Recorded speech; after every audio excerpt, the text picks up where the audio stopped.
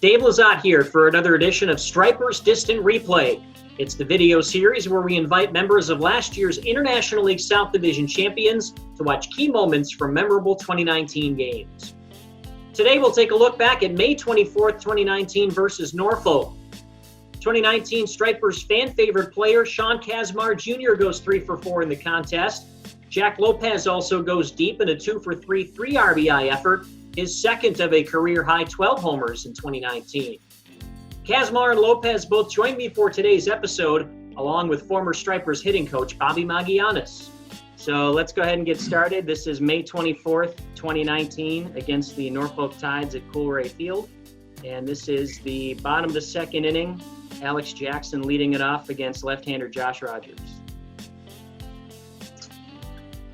Putting a little shift on him. The good old. I have a feeling Jackson's not thinking right side here. I would say you can't shift when he's hitting balls 578 feet.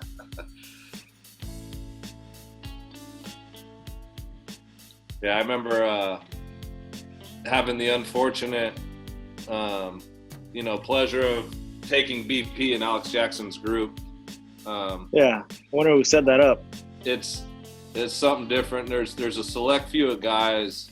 I know Mags. We talked about it a little bit yesterday in the cage. But he's a type of dude. Like, it's different. The ball's different off this guy's bat. He can hit as far as anyone I've been around. So he's fun to watch. I think that whole group. I think it was like him, Boston when he was there, Adam when he was there, and then Travis. And then, not to take away from you, obviously. Yeah. That thing went. That's unbelievable. 3/4 of the way up of the batter's eye. Dave, you've been in Gwinnett a long time. Just like myself, it's hard to go that way. Yeah, I've only ever seen Ernesto Mejia hit it about that high up the batter's eye. Yeah. That's one of the longest home runs I think I've ever seen at Coolray Field. And Agreed. I mean, we hit some long ones last year, but that's got to be right up there. And the fact that he's doing it when that sun is on our batter's eye. Yeah. And it's a little tough to see. Tough to see. But Tell you what, I'm glad the batter's eye was there, because if not, I would have probably broke my window in my balcony back there.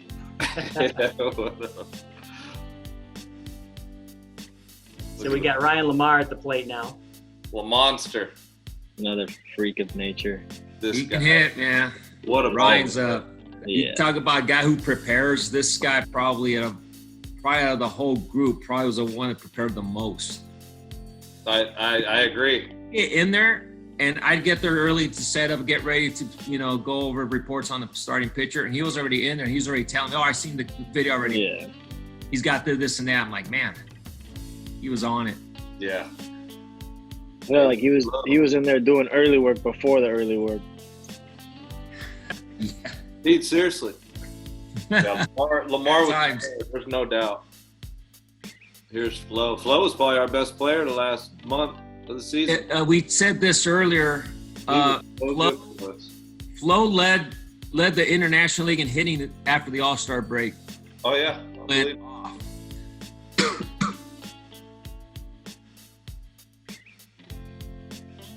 Our team was pretty ridiculous last year, man.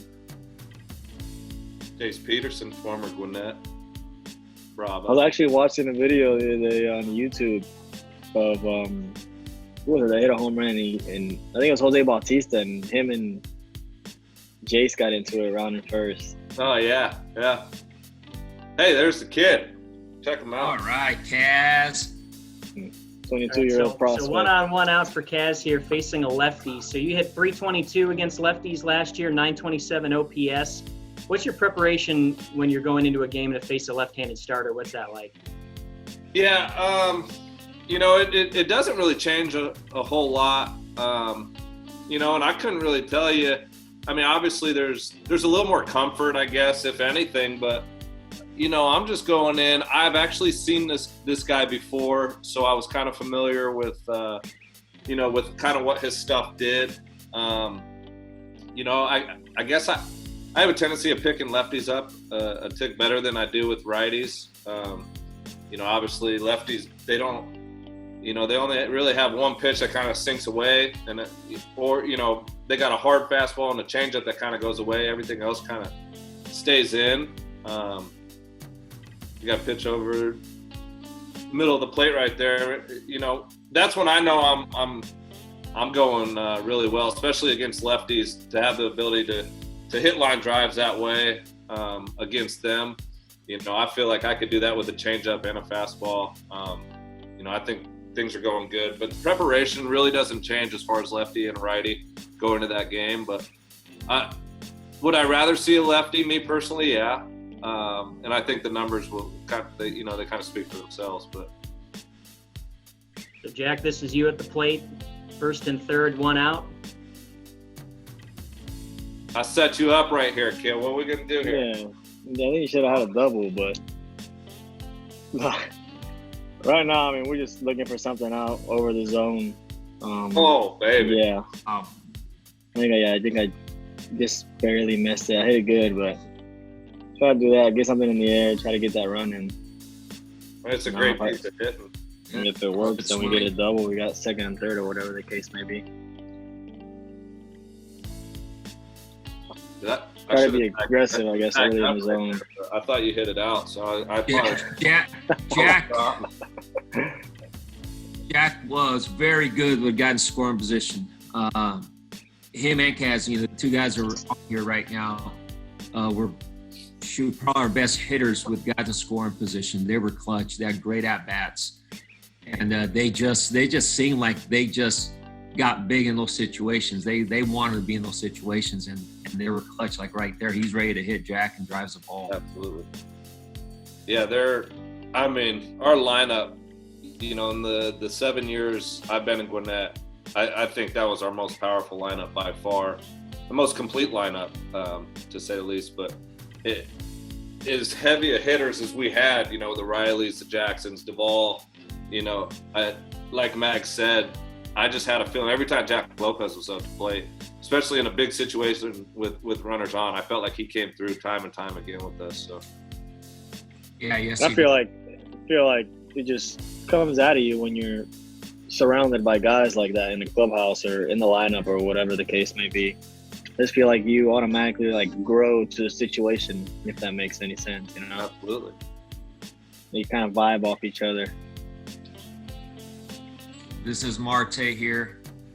Another kid that improved as the season went on. Sweet hands, Marty. Yeah, he could play some short, huh? Yeah. Jack, what is it? If you can just share, because you with guys in scoring position, you were clutch. Your at bats were great. Didn't matter who was pitching. What is it about that? Is it a mindset? Can you talk to us about what makes you that good? Because you put together good at bats in those situations. Right. I think, hands down, like I told you a billion times, I gotta thank you. Just the way you kind of, try to get me to come out of my comfort zone. Coming from the Royals organization, who was more of a, get the ball out of the air, work the count, hit behind runners. And I remember my first 2 games I played in Gwinnett. I remember you sat me down and you're like, look, you can hit. Forget about, hitting runners over, hitting the ball the other way. Just, get aggressive and try to hit the ball as hard as you can. I remember you telling me, comparing me to Jose Altuve, not that, I will be that big or whatever. That you told me that his mentality was kind of hit the ball over center field's batter's eye. And ever since you told me that, I was like, why not? I feel like I'm a little guy, and I feel like I got a little bit of juice, for the kind of stature I have. But just being aggressive, you're not going to get too many pitches to hit with runners in scoring position. Just being ready for that pitch and not missing it, taking advantage of those. Yeah, like I said, and you were in those situations, man. You were good. I think you and Kaz were probably our best hitters. We were in the scoring position. You were really clutch in those situations. And again, you were ready to you put together good at bats. I believe in the mentality and approach, but it just seemed like your mentality was really good in those situations. Some guys get a little tight. It seemed like both you and Kaz in those situations, you guys were like, okay, this is where I want to be. You guys felt comfortable.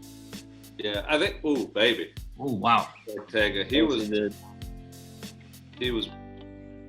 pretty dang good all year, huh? Yeah. Especially off lefties. He was. I was just gonna say that. How he stays locked in with those lefties. Oh, it's impressive. Yeah. His at bats. I mean, all year, righty lefty, but especially against lefties. Watching him, man, he's a pro. But yeah, Ortega's another guy that went from, being a guy that he would think small and all of a sudden now he changed his mindset to be aggressive. He goes from 8 home runs, I think it was the most he hit in a season before, to 21 as a leadoff hitter. Wow. Again, these are just like, as Jack was saying, it's just a mentality sometimes. Like, hey, this is where I'm going to get big on. This is, I'm going to be aggressive. And man, he had probably a career year. To follow up on Ortega, I mean, we talked so much about the season that Duvall had and Riley and Jackson and really everybody in the lineup, but any other year, the numbers he put up, 285, 34 doubles, 21 homers, 898 OPS, I thought he should have got consideration for a postseason All-Star award and was kind of surprised he didn't because he's just that good. But I was surprised when you look at Ortega's overall numbers, it's like he's in the top 10 in everything. Yeah. Strikeouts, walks, base percentage. Talking about it's surprised when he didn't make the All-Star game. We were like, wow. Who else can be, putting up numbers that he has right now? From a leadoff spot. I feel like for the first 2 months of the season, first inning, we're already up 1-0. I feel like Ortega had a home run already, or if it wasn't Ortega, it was Blanco. It was ridiculous. Yeah. It was nice to have that table setter. Yeah. All year. For sure. Well, if you guys are ready, let's jump ahead to the 3rd inning. We're going to go ahead and get to Kaz's at bat in the 3rd with 1 on and 2 outs. Little cutter in there. Yeah, so I think, Jack, you could attest to this, but you're getting a base hit in your first AB, man. You feel it. It's not smooth sailing from there, but man, what a confidence boost. So he went cutter in there and then laid on a heater. Honestly, early in the game, and I don't want to give too many. I love fouling balls off the other way because I almost feel like I set them up, just because my mechanics were off a tick, because now they're going to come in, right there with the fastball. And that's something that, over time I've kind of realized, I feel like as a pitcher, you throw a heater down the middle and I'm super late right there. It wasn't because not all the time is it because something that I was late on the fastball. It was something mechanically was wrong where I was like, okay, I got to get started a tick sooner here. 9 out of 10 times they're coming back inside with a heater, and I knew it. I knew they were going to come in with something hard, and luckily I was able to put a great swing on it. Put a hole in the wall, man. Put a hole in. I wish. That'd be sweet. All right, so this is very next at bat. This is Jack right after the Kaz home run. So it looked like he kind of did a similar thing here. It looked like the cutter in that you were a tick in front of.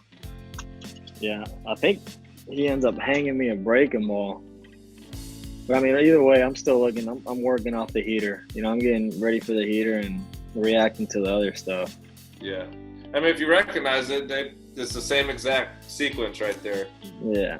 As they did with me, cutter in, heater away. That looked like something off speed, just went out. Yeah, I think it was curveball. Yeah, that's 2 at bats right there that we've seen with Jack, where he stayed to the big part of the field, and as you can tell, I mean, he's got that power. We in a couple episodes ago we saw Jack. He hit a home run. I think it was a center, and now he hits one to left center. I mean, he did a good job of making those adjustments. Jack did, and staying aggressive because he can hit. This guy's got the mentality to hit, and now but staying aggressive, he's going to do damage, and that's what he did right there. Yeah, this is And, you know, I think we, as a team, we started off, I mean, offensively. But, you know, if you look at April, I don't necessarily know our numbers offensively in April, but you look, this is towards the end of May. This is pretty much 1 through 9 has bought in to you know, what Mags kind of preached on. And what we, as a collective offensive group, you know, did on a daily basis. It was actually really, really fun to watch guys show up and want to work. But man, there was, you know, and like Max said, we pointed out Lamar, who, you know, that guy prepared more than anyone on the team. But, you know, you could throw another guy in the sentence as Duvall. You know, it wasn't frustrating, but it's like sometimes you'd sit there for a half hour, 45 minutes waiting to hit, but it was respect. I respected it, man. The guy worked his tail off, and the numbers he put up were, you know, they kind of speak for themselves. But I think as a collective group, we bought in, and at this time, man, we were just rolling. Yeah, I want to jump in with some numbers real quick, and then you guys can talk about them, because okay. I've got basically the numbers to back that up. So April, we hit 33 home runs, which actually tied our record for most homers in a month. And then May, we hit 61 home runs. At this point, we're at 50 after this game in just 22 games in the month. Yeah. So I mean, that speaks to exactly what you're talking about. Yeah, I didn't know the numbers, but you could just tell. You know. So 33 was a record for a month? 33 was the previous record for a month. I think we had done it a couple of times. Like I said, April of last year, we had tied it, and then absolutely annihilated it a month later. Yeah, I mean, because now we say 60, I'm like, that's like shattering. That's like, wow. Right. Wow. So actually, while we're kind of at this point, I do want to talk to both of you guys about, you know, the home run numbers from last year. Because Kaz, the year before, you had 1 homer all season. Then you had 12 last year. And Jack, you had 12. That was your career high. But Kaz, kind of leading things off, like, how did you tap back into that power last year over the previous year? Yeah, I mean, the man that's on the screen. Like I said, I was able to buy in. And I'll be honest, it took me a while to really buy in, because I've been doing something for so long. And, you know, what was, you know, kind of brought to me was like, okay, it was brought to me in a sense where, like, that's how I've always wanted to be, you know, like, not necessarily, and I'm not talking swinging up on the ball or, you know, trying to lift the ball. Now, you know, yeah, I'm trying to lift the ball, but I'm not trying to lift the ball straight up in the air. I'm trying to lift the ball and drive it now. And once I was really able to tap in and buy into what Mags was saying and really focused on working on that, because you look at my numbers, I put up double-digit homers before. And I know the year before, you know, it just, for whatever reason, it was just one of those years where I just couldn't find the swing. And I knew that something needed to change. And, you know, I was blessed to have Mags, you know, come into, you know, my season, which was 16th season, and really, like, he told me straight up, like, hey, you have pop, let's tap into it. And it was kind of like a fresh of breath air that, you know, I've been waiting for someone to say that for so long. And once that was said, we went to work, and, you know, by middle of May, it was, you know, really clicking for me, and you know, clicked for the rest of the year. And I think it clicked for a lot of people in that lineup, you know, and the numbers, as you can tell. So yeah, same story for you, Jack. I mean, you set career highs pretty much across the board. Homers with 12, batting average 273, your on-base percentage, slugging, OPS, all career highs last year. Coming over from the Royals system, like you talked about, into a new organization, and then meeting Mags and working with him. I mean, what was really the fuel for your success offensively last year? I'd have to copy Kaz and say the guy that's on the screen. You know, I remember, like I said, Bobby sat me down, like, I want to say, like, the first month of the season. And at first, I remember I brought it up to Kaz, because me and Kaz are like a couple lockers from each other. And I was like, Kaz, like, I don't know, like, if I want to do it. I don't know. And we were just like, you know what? We have nothing to lose, you know? Like, the most I think I had my highest number of home runs I hit a year was like 7, I think maybe 8. And then sure enough, I felt like me and Kaz were always in there together. Correct me if I'm wrong, Bobby. And I felt like we were kind of working on the same thing. We had that same mentality, you know, we're both little guys, but I feel like we can both drive the ball. And going in there and doing the drills, and sure enough, instead of thinking, my thought process as a hitter was always, over second baseman, over shortstop's head. And Bobby was like, screw that. Try to think left center off the wall. And after I did that, I was like, you know what? All right. Then I started feeling comfortable. I started hitting balls out of the park. Not that it was easier, but a little bit easier. With more confidence and stuff like that. I got to tip my cap to Bobby and the whole Braves organization for trusting me and giving me the opportunity. Agreed. All right, let's the analytics on True Media. We're just seeing the numbers on Jack, and I remember that Jack getting you in. And first before all that is, again, you guys are saying, and I thank you that you think of me that way, both you guys. But you guys are already good hitters, and you guys have the hitter mindset. It's like you guys, that's what separates you guys from a lot of other hitters, is that you guys are confident and know you can hit. Just as sometimes is maybe as coaches or in the past, you've put yourself in a small little box and have a small mindset, not a big one. Like, hey, I'm going to get big up here, because you guys had that already. And it just, I go, man, there's so much in there. I saw that in both you guys, because you guys are pretty good hitters, and you guys had some pop for being little guys. But I remember sitting down and I'm seeing the numbers, and I saw Jack's numbers to the pull side were off the charts. I think he was hitting 400 on balls to the pull side with over 1,000 OPS. He had like a 400 ISO. And it's like, whoa, whoa. And then on the other way, he had like a 300, like 290 or 300 batting average to the right side, but no damage. It was like singles and stuff. Yeah. I mean, zero. It was like hitting balls hard, but nothing. So when I saw that, I go, yeah. And I asked him, I remember saying, hey, where do you think your best numbers are? Just the other way. I go, okay, let's check it out. And when I show it to him, I kind of like, whoa. I thought the same thing, because he's a good hitter. He goes the way well. I said, well, the damage is done to your pull side. Let's not get away from that. It wasn't that we didn't have to go the other way. It was just like, hey, be aggressive to what you can do well, and you can pull the ball, but he didn't know that. Mm-hmm. Power, these are power numbers that are like a four-hole hitter, a middle of the lineup type of hitter. Those are the power numbers to his full side. And I think that's what kind of woke him up. And when he started driving the ball and changing his mindset from thinking small to thinking big, career. Gets invited to Major League Camp, and that's him. That's what he did.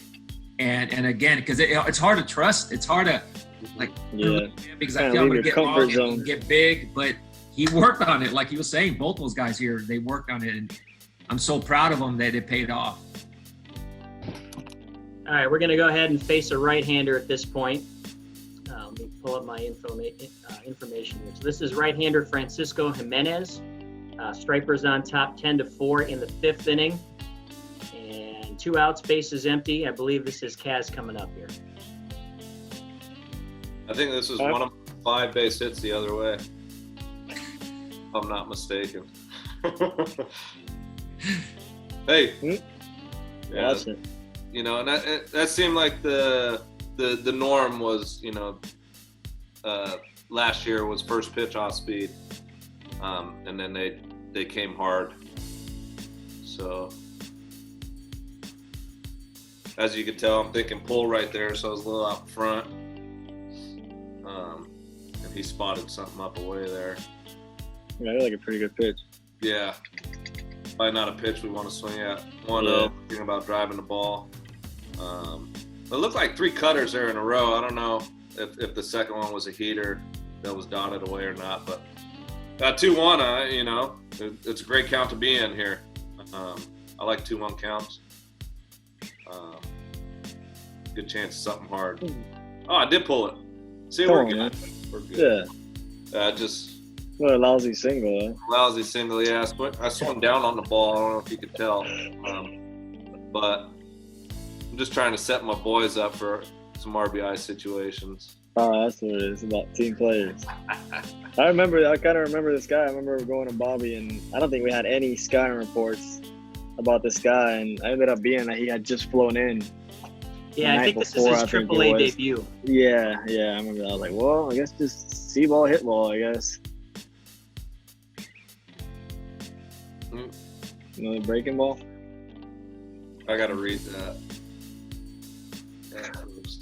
But, it's 10-4. Yeah, I was gonna say. We planned on putting up another 10 spots, so I just figured shut it down on the bases. Yeah, again, when you first see a guy, you just got to try and keep it simple, really get a good idea of the situation and, whether or not to be aggressive. So now we've seen off speed and a heater. He's in the driver's seat. The guy's got to come right at him here. I feel like, especially facing a guy like that. 24th, I see the date, and so before the home run here, Jack had 1 home run up to this point. He finished with 12. So in the next 3 months and 1 week, or 2 weeks, 3.5 months, Jack hit 11 home runs. You scoring, Kaz? I have to score from first. Let's go. Again, so Jack has a double and a home run. To which part of the field did he hit it? Yeah, he went left center. Well, he had Full side. Okay, Yeah, left center side. sack fly, left center home and he had run, the stack fly. That's where he did it. That's where he would drive the ball the most. And as you can see, that's where the damage is for him. And he can go the other way real well.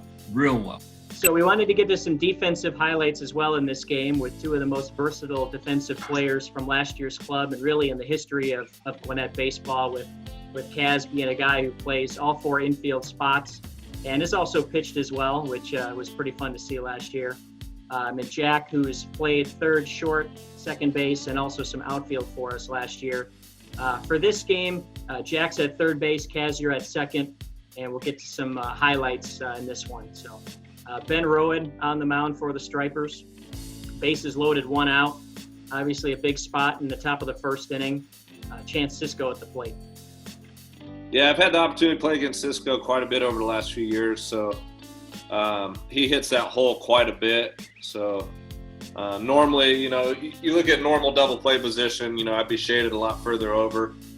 Today's game, there's a lot more shifts, but he's the type of guy when he pulls the ball, a lot of times it's going to be right there in the hole. So I had him play perfectly there.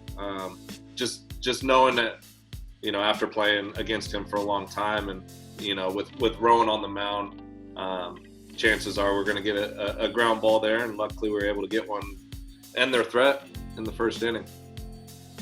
Chase Peterson at the plate. This is top of the second, and base is empty, nobody out. Yeah, JC, he can put the ball everywhere, so he's kind of tough as far as shifting. So he's going to be a little more straight up. He could go up the middle, he could pull it. Again, like we talked about with Rowan on the mound, we know chances are we're going to get a lot of ground balls that day. So mentality as a infielder, especially with this guy, with this type of pitcher of Rowan, we know we're going to have a busy day.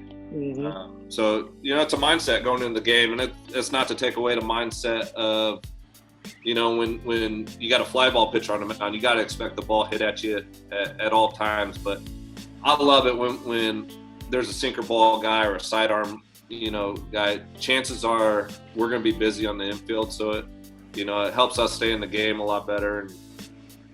And obviously as infielders, we want the ball hit at us at all times. So here's an opportunity now for Jack with Jesus Sucre at the plate.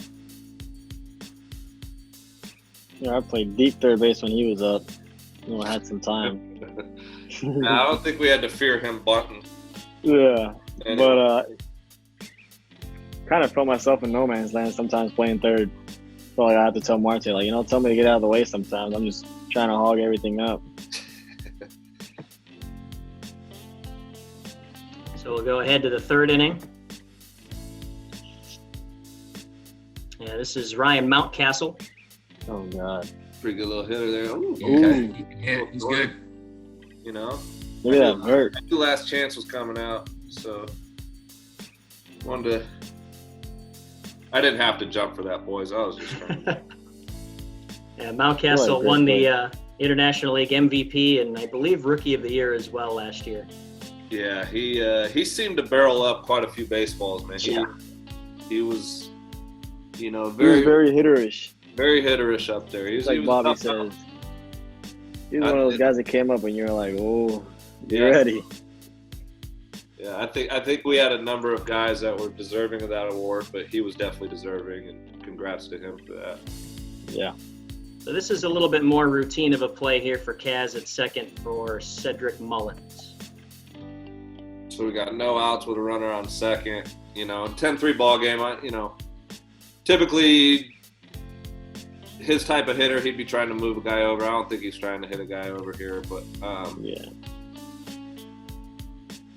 yeah, he's another guy where I don't really remember playing him too much pull. He might have been a little more pull than straight up, but yeah, it's just a ball hit right at you.